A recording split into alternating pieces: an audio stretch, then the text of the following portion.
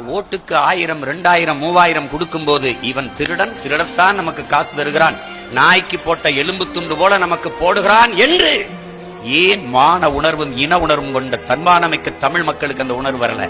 ஒரு நாய்க்கு ஒரு பூனைக்கு இருக்கிற அறிவு கூட நமக்கு இல்லாத போனது ஏன்?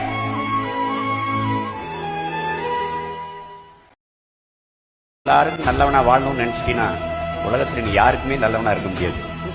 உன்னை விமர்சிப்பவர்களுக்கு நீ நிரூபிக்க போராடாத, உன்னை நம்பி நிக்கிறவனுக்கு உண்மையா இருக்க போராடு. அவ்வளவுதான்.